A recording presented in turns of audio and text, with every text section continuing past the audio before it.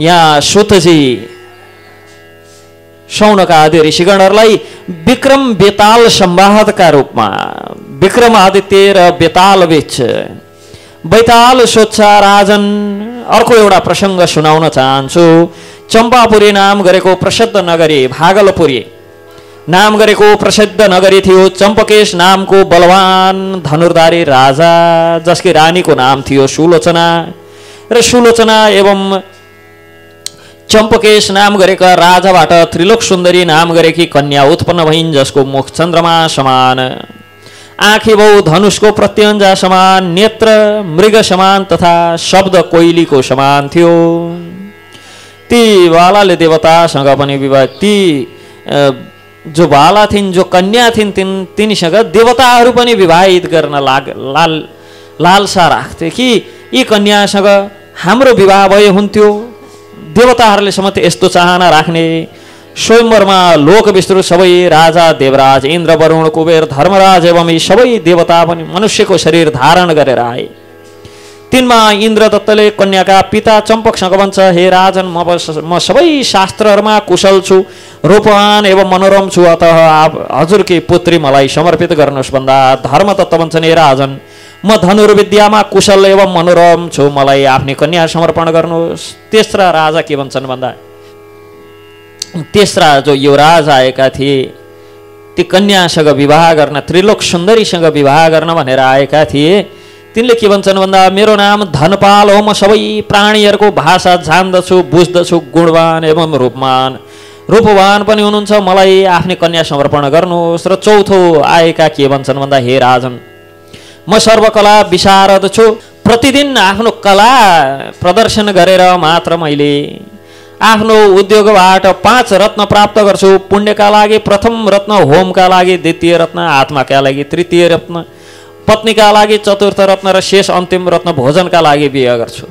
यहाँ धन कसरी बाँड्नुपर्छ भनेर पनि सिकाउँदैछ बेतालले कि कमाएको धनबाट एक भाग पुण्यका लागि मठ मन्दिर निर्माण गर्न, अन्न क्षेत्र स्थापना गर्न, भगवान नरसिंहदेवको मन्दिर भूकम्पले भत्काएको छ, पुनर्निर्माण गर्नु छ। यहाँ हामी अन्न क्षेत्रको कुरा गर्दैछौँ। अन्त पनि यस्तै विविध हाम्रा सांस्कृतिक धरोहरहरू, हाम्रा धार्मिक धरोहरहरू, मठ मन्दिरहरू अनि गुरुकुल आदि छन्।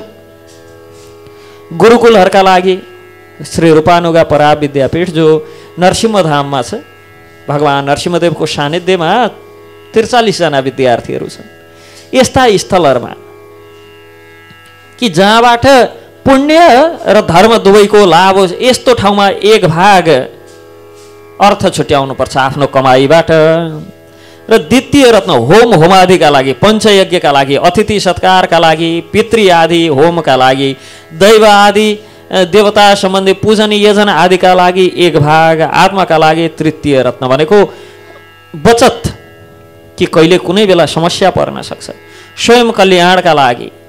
र तत्पश्चात पत्नीका लागि चतुर्थ अर्थात् घर गृहस्थी चलाउनका लागि एक भाग र एक भाग भोजनका लागि छुट्याउनुपर्छ। यस प्रकार कमाएको भाग 5 भाग लगाउनुपर्छ।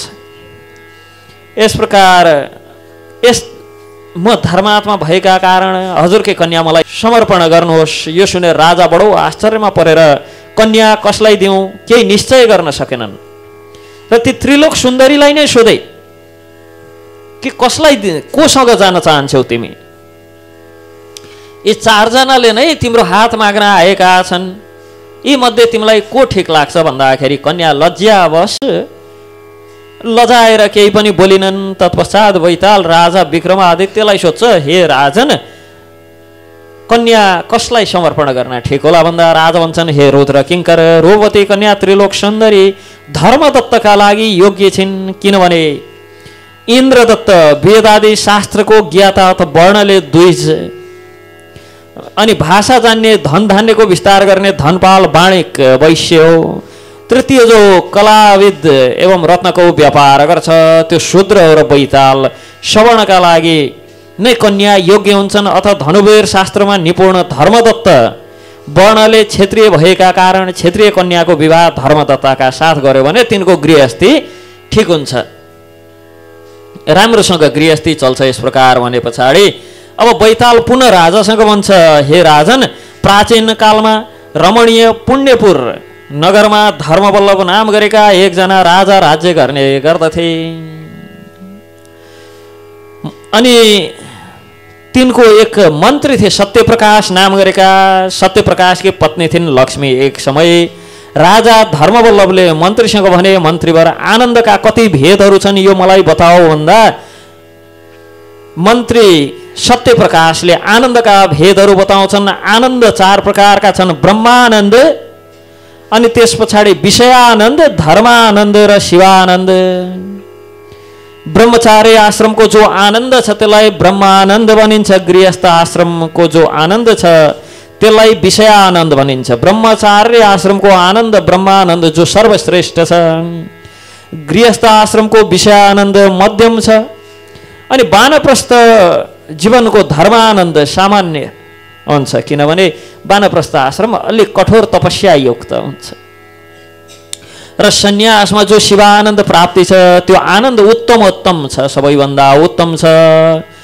यिनमा पनि यी 4 प्रकारका आनन्द मध्येबाट गृहस्थ आश्रमको जो विषयानन्द छ त्यो स्त्री प्रधान छ, किनभने गृहस्थ आश्रमका लागि स्त्री बिना गृहस्थ आश्रम नै हुन सक्दैन। यस प्रकार सुने पछाडि राजा आफ्ना लागि कुशल कन्याको खोजीमा भनेर धर्मपरायण स्त्री पत्नी खोजीका लागि भनेर अनेक देशहरूमा गए, तर मनोअनुकूल पत्नी प्राप्त भएनन्। तब आफ्नो मन्त्रीसँग भन्छन्, मेरो अनुकूल कोही पत्नी कोही स्त्री मेरा लागि हुने, मेरो अनुकूल धर्माचरण गर्ने कोही स्त्री खोजेर ल्याऊ भन्दाखेरि मन्त्री विभिन्न देशमा गए। कहीँ पनि राजाको लागि योग्य स्त्री नमिले पछाडि सिन्धु देशमा आएर समुद्रतर्फ जाँदै सबै तीर्थमा श्रेष्ठ समुद्रलाई मन्त्री सत्यप्रकाश प्रार्थना गर्छन्, सबै रत्नका आलय सिन्धु देशका स्वामी हजुरलाई नमस्कार छ। हे शरणागत वत्सल, हजुरको शरणमा आएको छु। गङ्गा आदि नदीका स्वामी जलाधीश, सम्पूर्ण गङ्गा आदि गएर मिसिने त समुद्रमै हुन हजुरलाई नमस्कार गर्छु। मेरा राजाका लागि, हाम्रा राजाका लागि उत्तम स्त्री रत्न प्रदान गर्नुहोस्। यस्तो यदि तपाईँले गर्नु भएन भने म आफ्नो प्राण अर्पण गर्छु यही समुद्रमा डुबेर। यस प्रकार भने पछाडि नदीपति सागरले स्तुति सुनेर प्रसन्न भएर जलमा विद्रुमको अनेक पत्ता भएको मुक्त रूपी फलले समन्वित एक वृक्ष प्रकट गर्नुभयो, जसको माथि मनोरम सुकुमारी सुन्दर कन्या स्थित थिइन्। केही क्षणमा हेर्दै हेर्दै ती कन्या वृक्षसहित पुनः जलमा लीन भइन्। यो देखेर अतिशय आश्चर्यचकित भएर मन्त्री सत्यप्रकाश पुनः राजाको घरमा आएर राजालाई सारा प्रसङ्ग सुनाए। दुवैजना, अब राजा र मन्त्री नै समुद्रको किनारमा आए। दुवैजना समुद्रको किनारमा आएर राजाले मन्त्री समान नै ती कन्याको दर्शन गरे, तर कन्या हेर्दा हेर्दै देख्दा देख्दै पूर्ववत जलमा प्रविष्ट भइन्। यो अद्भुत दृश्यलाई देखेर राजाले समुद्रसँग प्रश्न गर्छन् कि हे वरानन, हे समुद्रदेव, यी कन्या कस प्रकार फेरि समुद्रमा प्रवेश गरिन् यो बुझ्नु पर्यो भनेपछि समुद्रले मार्ग प्रशस्त गर्छन् र राजा पनि समुद्रमा प्रविष्ट भएर तिनै कन्याका साथमा पाताल लोक पुगे। मन्त्री चाहिँ फर्केर आए। राजा भन्छन्, हे वरानन, म तिम्रो लागि यहाँ आएको हुँ, गन्धर्व विवाहबाट मलाई प्राप्त गर्यो। त्यति भने पछाडि ती कन्या हाँस्दै भन्छन्, नृपश्रेष्ठ, जब कृष्ण पक्षको चतुर्दशी तिथि आउँछ तब म देवी मन्दिरमा आएर तिमीसँग भेट्नेछु। यति भने पछाडि राजा कृष्ण चतुर्दशीको दिन हातमा तरवार लिएर देवीकी मन्दिरमा गएर बसे। त्यो कन्या राजाभन्दा अगाडि नै देवी मन्दिरमा पुगेकी थिइन्। त्यस समय भगवान नाम गरेको ठुलो राक्षस आएर कन्यालाई स्पर्श गर्न चाह्यो, कन्यालाई समात्न चाह्यो। त्यही समय राजा क्रोधान्ध भएर क्रोधले तिल मिलाएर गएर त्यो राक्षसलाई, भगवान नाम गरेको राक्षसको वध गरिदिए। त्यो राक्षसको शिर तरवारले काटे पछाडि ती कन्यासँग राजा प्रश्न गर्छन्, हे भामिनी, सत्य मलाई बताऊ, तिमी को हौ र यो को थियो? यहाँ कसरी आयो भन्दा म विद्याधरकी कन्या हुँ, मेरो नाम मदवती हो। म आफ्नै पिताजीकी प्रिय कन्या थिएँ, प्रिय छोरी थिएँ। एक समय म वनमा घुम्दै फिर्दै गर्दाखेरि माता पिताको घरमा समयमा भोजनको समयमा पुगिन। भोजनको समय व्यतीत भइसके पछाडि बुझेँ भगवान श्रीहरिलाई समर्पण गरेको भोजन महाप्रसादलाई कहिले पनि कुराउनु हुँदैन, पर्खाउनु हुँदैन कि भगवानको महाप्रसाद प्राप्त भए पछाडि सबभन्दा पहिले भगवानको महाप्रसादलाई ग्रहण गर्नुपर्छ।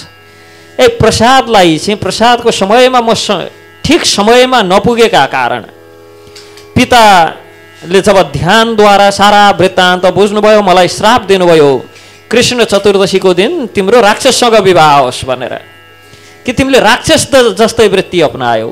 भगवानको प्रसाद यहाँ प्रसादलाई कुराएर प्रसादलाई पर्खाएर तिमी जङ्गलमा घुम्दै थियौ, त्यहाँको मनोरम आदि दृश्यमा व्यस्त भयो र भगवानको प्रसादलाई तिमीले अपहेलना गरेका कारण यो राक्षस वृत्ति भयो, राक्षस स्वभाव भयो। यसकारण राक्षसले तिम्रो पानी ग्रहण गर्नेछ, विवाह हुनेछ। यस प्रकार श्राप जब प्राप्त भयो, मैले पिताजीसँग रुँदै प्रश्न गरेँ यो श्रापबाट मैले कहिले मुक्ति प्राप्त गर्छु भन्दाखेरि जब कृष्ण चतुर्दशीमा कुनै राजाले आएर तिम्रो वरण गर्यो भने तिम्रो श्रापको निवृत्ति हुन्छ।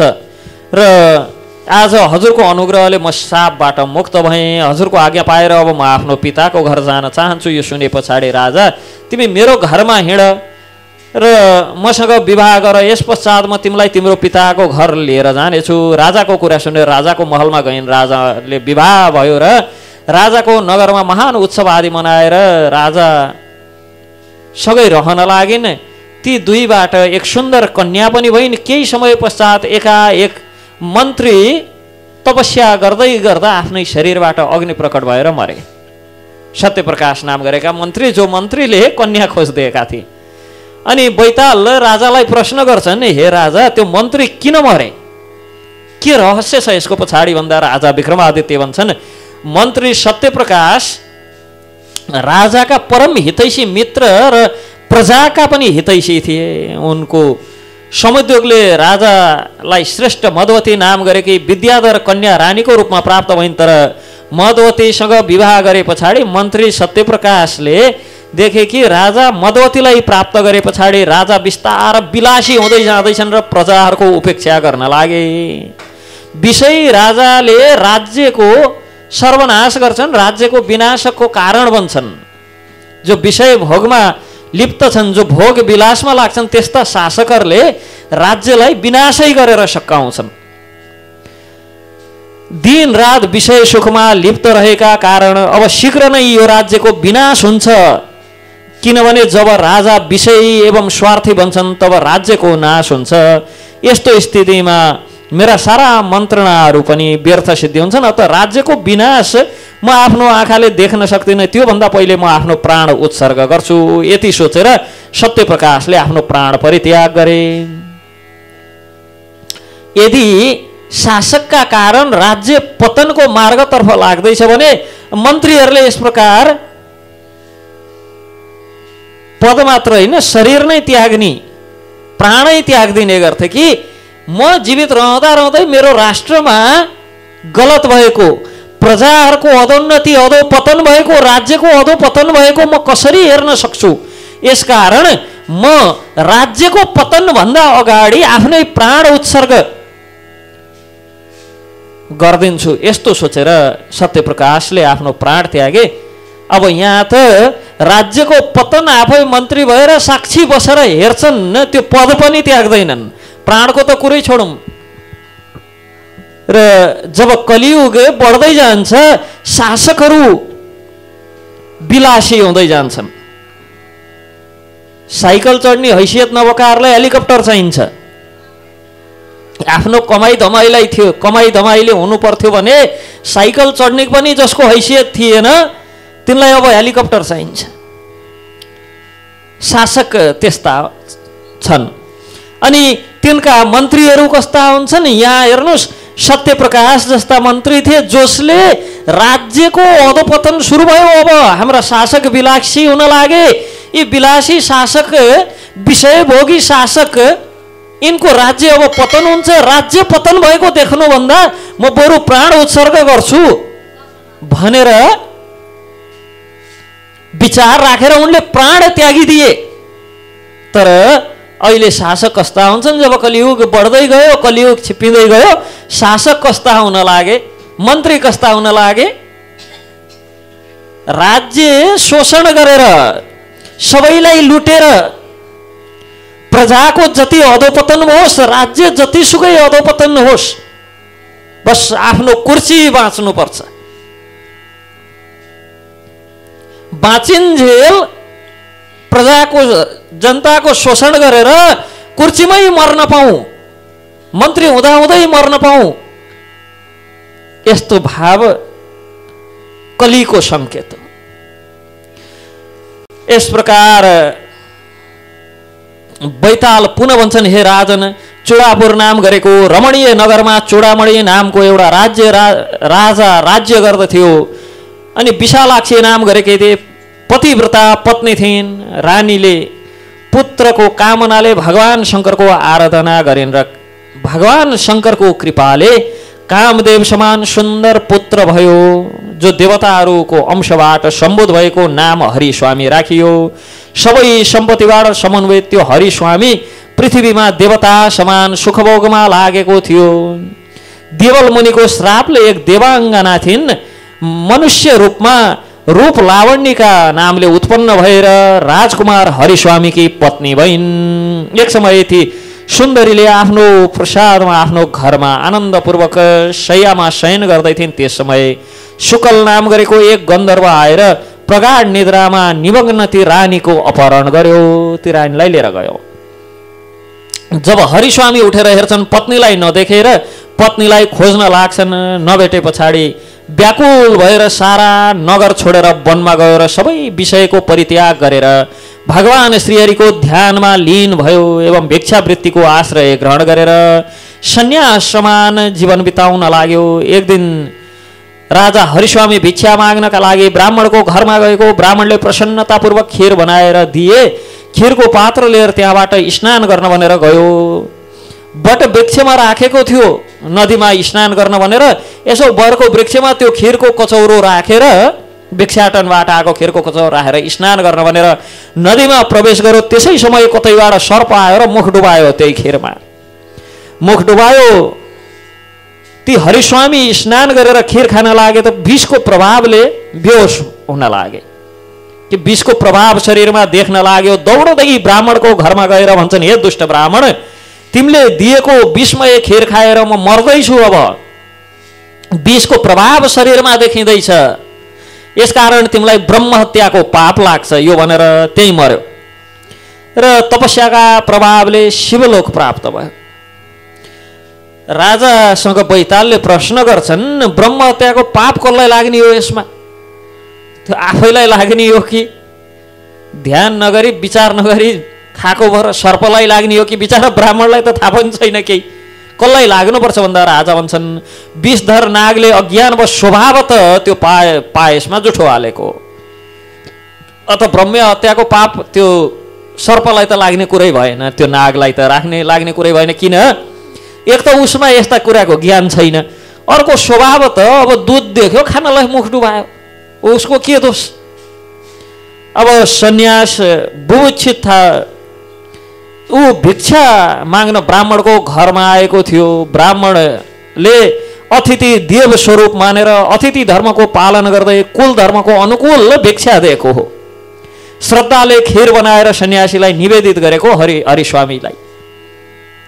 अब यस्तोमा ब्रह्महत्याको भागी कसरी बन्ने ब्राह्मण? किनभने उसले त अतिथि यज्ञको परिपूर्ण पालन गरेको। घरमा अतिथि आए पछाडि तिनको सत्कार गर्नु गृहस्थ धर्म हो। यदि त्यो विष मिलाएर अन्न दिएको भए उसलाई ब्रह्महत्याको पाप लाग्थ्यो। तर यदि अतिथिको अपमान गरेको भए पनि ब्रह्महत्या समान पाप लाग्थ्यो, अथवा विष मिलाएर दिएको भए पनि ब्रह्महत्याको पाप लाग्थ्यो। तर दुईटै उसले गरेको नि, अतिथिको सम्मान पनि गरेको र विष नमिसाएको राम्रो खीर नै दिएर पठाएको। अत ब्राह्मणलाई पनि ब्रह्महत्या लाग्दैन। अब बाँकी रह्यो सन्यासी। शुभाशुभ कर्मको फल त भोग्नै पर्छ। त्यो सन्यासी कुनै जन्मान्तरीय कर्मवश कालको प्रेरणाले स्वत मरेको। किनभने पायस त निमित्त भएको उसका लागि। के का लागि निमित्त त? कालक्रम अनुसार वैराग्यले युक्त भएर त घर छोडेको होइन। स्वास्नी हराइन भेट्न नसकेर कामोच्छा त्यो पूर्ति नभएर वाक्क दिक्क संसार यस्तै रहेछ, श्रीमती पनि फेला पार्न सकिन भनेर वाक्क दिक्क भएर छोडेको मर्कट वैराग्यले छोडेको, घाटे वैराग्यले। कि वैराग्य दुई प्रकारका हुन्छन्। एउटा युक्त वैराग्य सबै थोक हुँदा हुँदै पनि अनासक्त रहनु, कि कुनै विषयप्रति आसक्त छैनन्। जस्तो 5 पाण्डवहरू, त्यस्तै गरी अम्बरीश महाराज। सारा त्रैलोक्यको राज्य छ तर पनि अम्बरीश जस्तो वैरागी को होला? कि एउटा दुर्वासा जसले तिनै अम्बरीशलाई मार्नका लागि भनेर राक्षसी प्रकट गर्ने दुर्वासालाई भोजन गराउन भनेर द्वारमा पर्खेर बसेका थिए वर्ष दिनसम्म। 5 पाण्डव सारा राज्य राजकाज त्यागेर जसै भगवान श्रीहरिले यो धराधम त्यागेर स्वधाम गमन गर्नुभयो, यस्तो खबर सुने पछाडि फर्केर पनि हेरेनन् कि ओहो यहाँ त मेरो यत्रो सम्पत्ति छ, छोडेर जाने कि नजानी भनेर। छोराहरू त छैनन्, नाति बाँकी छ। त्यो नाति बिचारा कलिलै बालकै छ, यत्रो राज्य त्यसले चलाउन सक्ला कि नसक्ला, हामीले यत्रो गरेर जम्मा गरेको सम्पत्ति हामी गएपछि लुट्दिने हुन् कि, त्यस्तो केही सोचेनन्। फर्केर पनि हेरेनन्, सबै निस्के। बाटोमा एक एक पाण्डवहरूको द्रौपदीबाट सुरु भएर अर्जुनसम्मको बाटोमै मृत्यु भयो। एउटाले पछाडि फर्केर यससँगै आएका छन् कि छैनन् भनेर पनि हेरेनन्। वैराग्य। त्यस्तै परीक्षित, जसै थाहा भयो ऋषिको श्रापले आजको 7औं दिन मेरो मृत्यु हुन्छ, केही सोचेनन्, चटक्क सबै थोक छोडेर हिँडे। अब 7 दिन बाँकी रहेछ, 5 दिन जति यहाँ छोरा नातिहरूलाई उपदेश दिउँ, अंशबन्डा गरिदिउँ, भागबन्डा गरिदिउँ, अनि त्यस पछाडि हिँडौँला भनेर सोचेन्। चटक्क सबै थोक छोडेर हिँडे। यो युक्त वैराग्य हो कि कुनै विषयप्रति आसक्त नै छैनन्। अब एक थरी वैराग्य हुन्छ, घर भूकम्पले भत्कायो, त्यही भूकम्पमा श्रीमती पनि च्याप्पिन्, अब छोरा बुहारीले खासै वास्ता गर्दैनन्, बरु सन्यासी भएर हिँड्छु। यो चाहिँ मर्कट वैराग्य, परिस्थितिले बनाएको वैराग्य। के नै बाँकी रह्यो अब त्याग्नलाई? सबै विषय वस्तुले आफूलाई त्यागेसी भएको वैराग्य। कि एउटा विषय त्यागेर वैराग्य हुन्छ, एउटा विषयले त्यागेर वैराग्य हुन्छ। अब यी राजालाई विषयले त्यागेर वैराग्य भएको थियो, तर पनि वैराग्य पश्चात यिनले जो आश्रम अनुसारको सन्यास धर्म चाहिँ सही सही ढङ्गले निभाएको भएर शिवलोक प्राप्त भयो। तर वास्तवमा ब्रह्म हत्याको अधिकारी चाहिँ यिनै राजा हुनु पर्थ्यो। यस प्रकार तर त्यो तपस्याका कारण, इन्द्रियलाई संयमित गरेर वर्षौंसम्म साधना गरेका कारण यिनलाई पनि ब्रह्म हत्या चाहिँ लागेन। यस प्रकार विक्रमादित्यको उत्तर सुनेर बैताल बडो खुसी भयो। तत्पश्चात फेरि बैताल, यो विक्रम बैताल संवादमा कलियुगमा के हुनेवाला छ सबै कुरा संज्ञात्मक रूपमा दिइएको छ। सबै विषय त चर्चा गर्न भएन, म विशेष केही विषयहरू चर्चा गर्दैछु। तत्पश्चात जीवनदानको आदर्शका सम्बन्धमा प्रश्न गर्छन्। रुद्रकिङ्कर बैताल राजा विक्रमादित्यसँग फेरि प्रसङ्ग सुनाउँछन्। यहाँ प्रसङ्ग सुनाउने बहानामा विक्रमादित्यको परीक्षा गर्दैथे बैतालले। भगवान शिवको आदेशले विक्रमादित्यको रक्षाका लागि बसेको बैताल हो। यो बडो बुद्धिमान थियो। यसका प्रश्न र प्रसङ्गले नै थाहा हुन्छ कि यो बैताल कति बुद्धिमान थियो। र केवल यो बैताल विक्रम वार्तालापको प्रसङ्गका आधारमा मात्र सारा न्यायशास्त्रहरू र नीतिशास्त्रहरू निर्माण भएका छन्। कि न्याय कस प्रकार गर्नुपर्छ अनि नीति कस प्रकारको हुनुपर्छ। राजनीति, अर्थनीति, धर्मनीति, न्याय नीति, यी चारै प्रकारका नीति कस प्रकार चल्नुपर्छ भन्ने सम्बन्धमा यही विक्रम बेताल संवादबाट प्रष्ट हुन्छ। हे महाराज, एक समयको कुरा हो, कन्याकुब्ज राष्ट्रमा दानशील, सत्यवादी एवं देव पूजनमा तत्पर एक ब्राह्मण रहन्थे। प्रति ग्रहबाट प्राप्त द्रव्यको दान गर्ने गर्थे। एक समय शारदीय नवदुर्गाको व्रत आयो, केही द्रव्य प्राप्त हुन सकेन। बहुत चिन्तित भएर सोच्न लागे के उपाय गरौँ जसले मलाई द्रव्यको प्राप्ति होस्। दुर्गा पूजामा कन्याहरूलाई निमन्त्रित गरेको छु, अब कसरी भोजन गराउँ, यस प्रकार सोच्दै गर्दा यस्तो चिन्तामा निमग्न भएर देवीको कृपाले अनायास 5 स्वर्ण मुद्राहरू प्राप्त भएर त्यसैबाट व्रत सम्पन्न गरे। 9 दिनसम्म निराहार व्रत बसे। त्यो व्रतको प्रभावले व्रत पश्चात मृत्यु भयो र मृत्युबाट देव स्वरूप प्राप्त भयो। विद्याधरको स्वामी जिमुत केतु नामको विद्याधरको स्वामीको पदवी प्राप्त भयो। हिमालय पर्वतको रम्य स्थानमा रहन्थ्यो र भक्तिपूर्वक कल्पवृक्षको पूजा गर्थ्यो र वृक्षको प्रभावले सबै कलामा कुशल जिमुतवाहन नाम गरेको पुत्र प्राप्ति भयो। पूर्व जन्म त्यो जिमुतवाहन मध्य देशको सुरसेन नामको राजा थियो। त्यो राजा सुरसेन शिकारका लागि महर्षि वाल्मीकिको निवास भूमि उत्पला व्रत नाम गरेको वनमा, जहाँ चैत्र शुक्ल नवमीको दिन विधिवत श्री राम जन्मको श्री रामनवमी उत्सव हुँदै थियो, यस्तो रामनवमी उत्सव भएको स्थानमा आइपुगेको थियो र महर्षि वाल्मीकिको कुटीमा रात्रि जागरण गरेर बसेको थियो। रामनवमीको उत्सवमा राममय गाथाको श्रवणजन्य पुण्यको प्रभावले सुरसेन राजा नै जिमुत केतुको पुत्रको रूपमा जिमुतवाहन नाम गरेको विद्याधर भएको थियो। र त्यो महात्मा जिमुतवाहनले कल्पवृक्षको श्रद्धापूर्वक पूजन गरेर 1 वर्ष प्रसन्न भएर त्यो वृक्षले जब वर 1 वर्षसम्म पूजा पश्चात प्रसन्न भएर वृक्षले वर माग्नु भन्दाखेरि जिमुतवाहन भन्छन्, हे महावृक्ष, मेरो नगर हजुरको कृपाले धन धान्यले सम्पन्न होस्। कल्पवृक्षले नगरलाई पृथ्वीमै श्रेष्ठ गरिदिए। त्यहाँ कुनै यस्तो व्यक्ति थिएन जो राजा समान ऐश्वर्य नभएको होस्। र अन्ततः ती पिता एवं पुत्र दुवै तपस्याका लागि वनमा गए। अतिशय रमणीय मलयाचल पर्वतमा गएर कठोर तपस्या गर्न लागे। एक दिन राजा मलयध्वजकी पुत्री कमलाक्षीले शिवको पूजाका लागि आफ्ना सखी साथ शिव मन्दिरमा आएको समयमा जिमुतवाहन पनि पूजाका लागि मन्दिरमा पुगेको थियो। सबै अलङ्कारले अलङ्कृत दिव्य राजकन्यालाई देखेर ती राजकन्या प्राप्त गर्ने इच्छाले जिमुतवाहन प्रार्थना गर्न लाग्यो। अन्तमा कन्याका पिता मलयध्वजले जिमुतवाहनसँग विवाह गरिदिए।